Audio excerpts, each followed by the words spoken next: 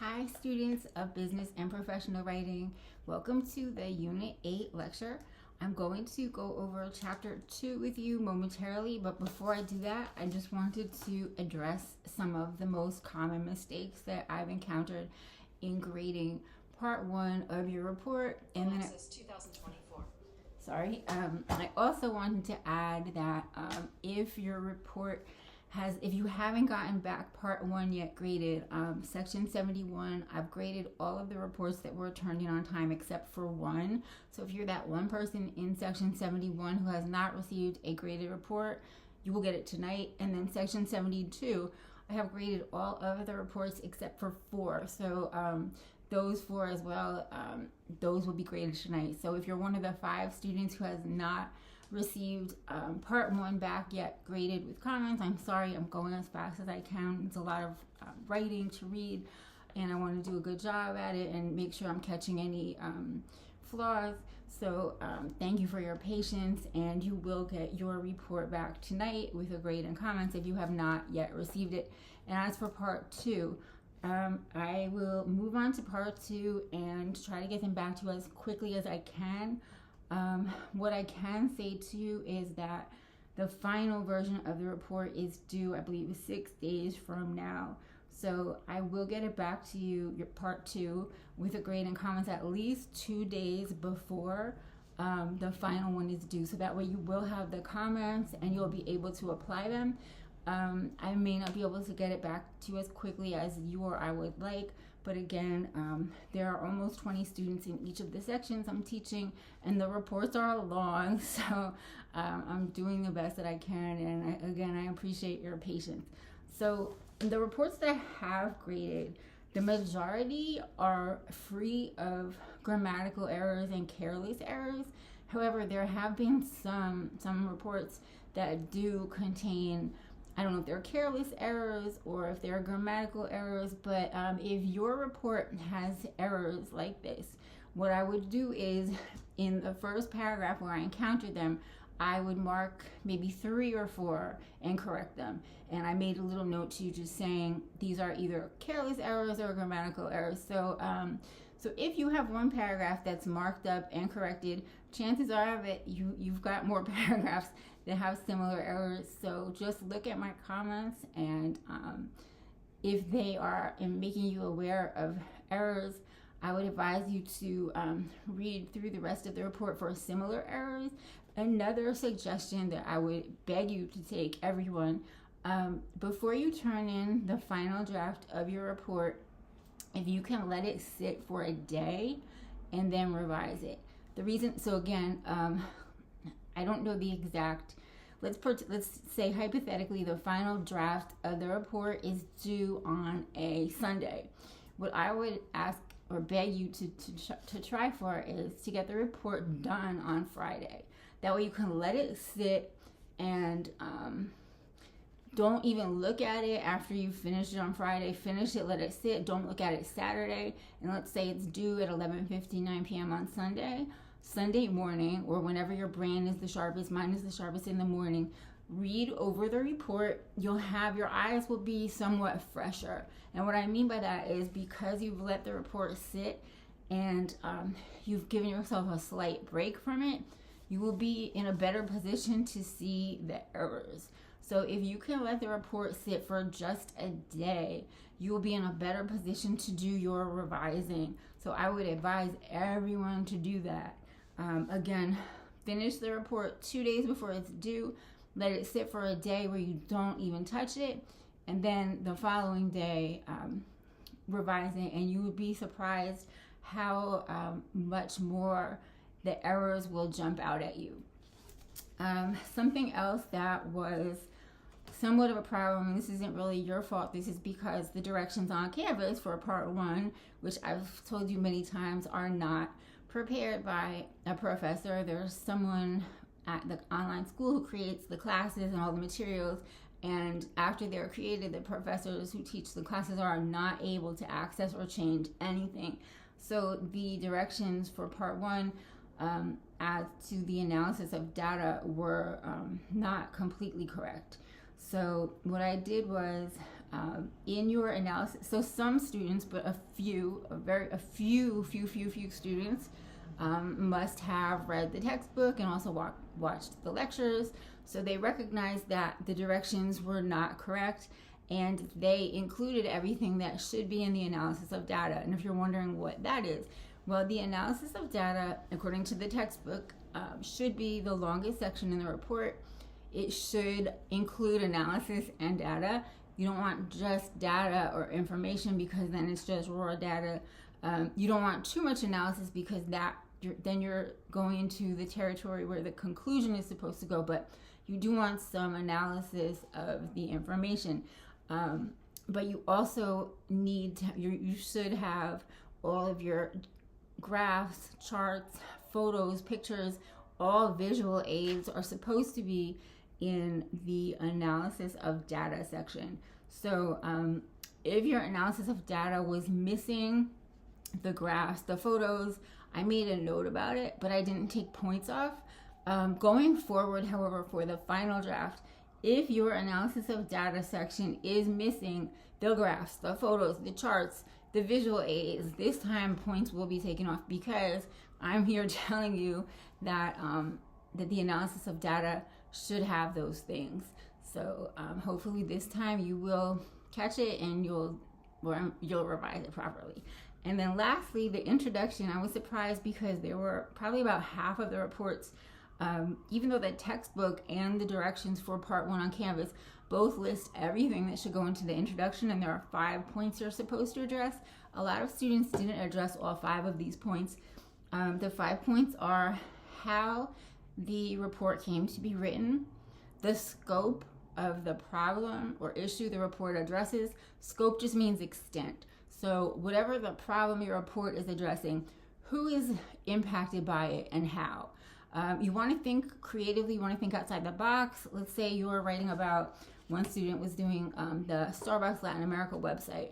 So obviously the Starbucks Corporation is going to be impacted by a subpar website, but you want to try and think, well, who else is impacted by a subpar website?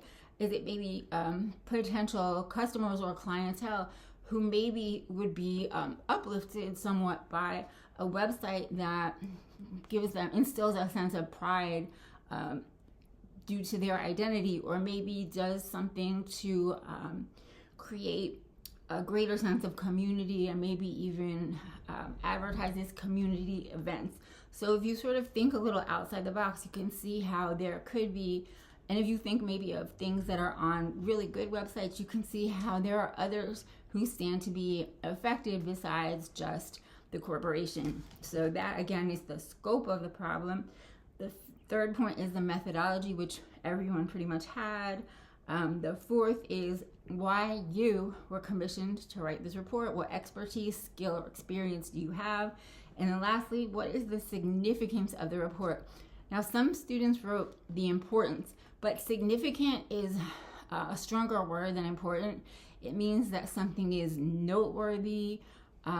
So you want to, again, think outside the box. Why is this report worthy of note? Why is it significant? What does it do, again, beyond bringing revenue or profits to the corporation that matters on a deeper level? So again, you maybe want to think about any corporation that may be involved with social issues. The Bissell Vacuum, they always say in their commercials that shelter pets benefit from the sale of every Bissell. And what's their Subaru also says in their commercials that I think 5% or some percentage of every sale of a car goes to local charities. So some companies let you know that they're involved in social causes, so that lends a greater significance to everything they do, really. So I would encourage you to think in that direction for that last point. And now I'm going to move on to section 2 in the textbook. And chapter 2 is centered on the 7 C's of good business and professional writing. So the 7 C's are write clearly, write concisely, write concretely and specifically, write completely, and that means that you include all necessary information, write with courtesy, and write coherently, write constructively, and that's it. So I'm going to go over each one of these C's with you. So the first one is write clearly. Good writing is clear writing. And what does that mean? It means if writing is clear, according to the textbook, that the reader never, ever, ever has to go back and reread a sentence to try and figure out what it's saying. So I think that's a pretty good bar or standard. You want your writing to be clear so that the reader knows exactly what you're saying. The reader doesn't have to stop and try and reread the sentence or go back even further than that. So, okay, and you can help to make your writing clear by avoiding jargon, by avoiding big words that no one really uses, but you may sometimes we may think that, oh, it sounds impressive to use a big word. No, it usually just I don't know. Usually big words alienate people because most people don't use them or even know what they mean. And an example is eponymous. What does that mean? So you see what I'm saying? It's best to use words that people recognize and words that we use in our everyday conversations. You don't want to use slang because that's going a little too far. And sometimes I'll get papers from students where they use slang. I mean slang, and it's not. You don't want to do that because then your paper or your writing sounds unprofessional and it sounds too casual. So you don't want to go too far in that direction.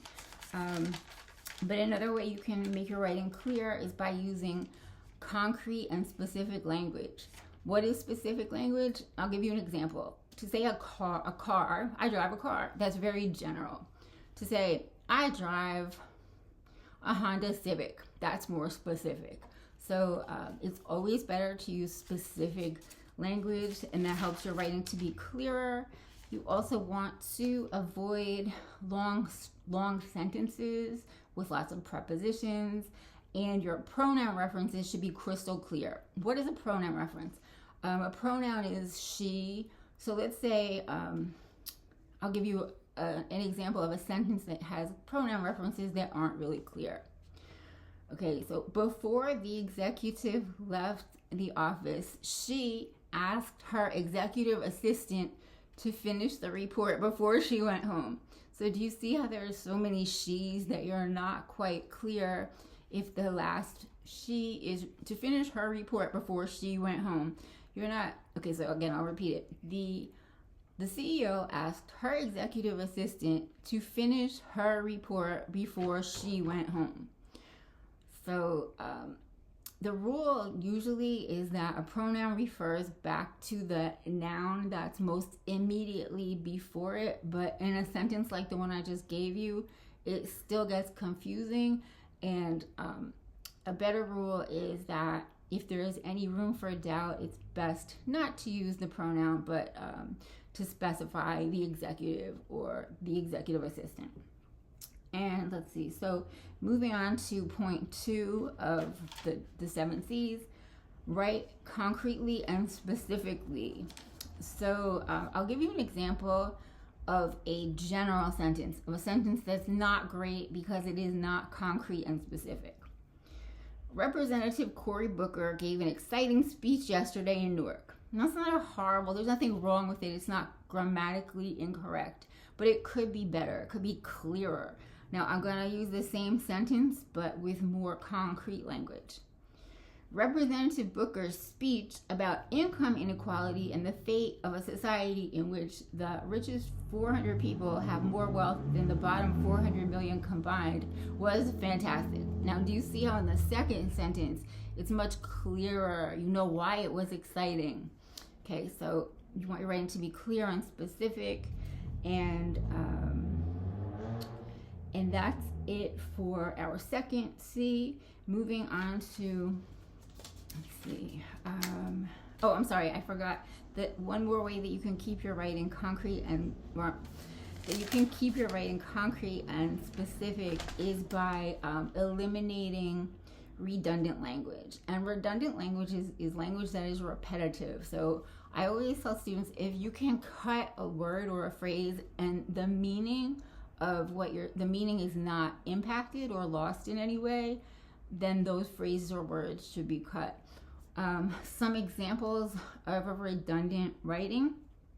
I often get papers, especially in literature classes, that begin with the sentence, "in today's day and age." That's very redundant and wordy. A better way to say that is "today." I'll give you another example of a repetitive phrase. "In order to finish on time, we must work very fast." You could just say "to finish on time." So you want to eliminate any language that is repetitive or redundant. And our fourth C is complete. So you want to write completely. What does that mean? It means that you are including all important or necessary information. So if we think of a classic news story in a newspaper or on TV, the 5 W's, who, what, where, when, and why, should be answered in the first paragraph. At least that's what is said, or that's what has always been said. So as a writer, that is what you want to include for your audience. You always want to include who, what, where, when, why, and sometimes how. But those are all of the important questions that your audience could potentially have. And if you don't answer one of them, then your audience has to ask those questions, and then you have to answer them, and it just takes more time when you don't write and provide complete information.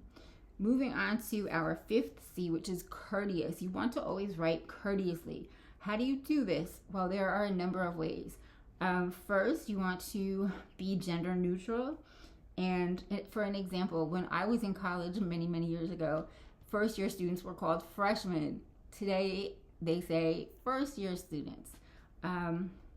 So be gender neutral. A second way you can write courteously is by putting the audience first. So here's what you don't want to do. Say, "I am mailing the pencils tomorrow." That puts me first if I'm a pencil company. But if instead I write, "You will receive the pencils tomorrow," that's putting the customer first. So that's considered more courteous. You also want to be tactful. That means that you consider the other person's feelings. And if you have news that is bad or negative, you want to try and say it in the most courteous or tactful way. Let's see. Oh, and then finally, the last way that you can write in a courteous fashion is by making the format reader friendly. So for example, in a report or an email, the use of white space. You basically don't want your audience to encounter a wall of text. That's not reader friendly. And let's see, do we have any more? Okay, moving on to the 6th C. This is write coherently. And what does that mean? Coherent means united. So your writing should kind of feel like a united, it should feel united. It should feel as if it's making an argument, and it should be easy for the reader to follow. You can make your writing coherent by writing paragraphs carefully about a single topic, by writing sentences that have one main idea and are not too long, by using transitions between sentences, or even as you move from one paragraph to the next. And finally, you can be consistent in all of your formatting. And that is how you can write more coherently. And then moving on to the 7th C, this is constructive. So to write constructively, that means that you avoid unnecessary negativity.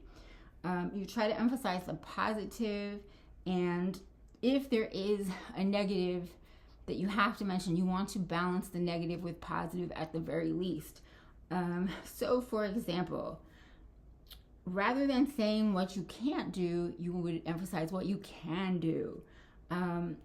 The book tells us not to use words like sorry, like I'm sorry, or regretfully, or unfortunately, because these negative words, they emphasize well, they emphasize the negative. So we're not supposed to use them. Instead, the book suggests that rather than saying, sorry for putting you through all the hassle, we should say, I really appreciated your patience. So see the difference there? Okay. So that's it. I hope that this was helpful. And I'm really enjoying your reports. You are doing a really great, excellent job, I should say. I don't know if I should tell you this, but every year when I read the reports, they don't sound authentic. I often wonder, did this student really write this? Because there are a lot of big words that I don't use or even understand, and they just don't sound authentic. But as I'm reading your reports, they all sound very authentic, and they're just very well done. So great job, guys. Excellent work. And I look forward to continue with them. And remember, if you're one of the 5 students who has not gotten part 1 back with grades and comments, you will get it tonight. And thank you for your patience. Have a great rest of the day. Bye.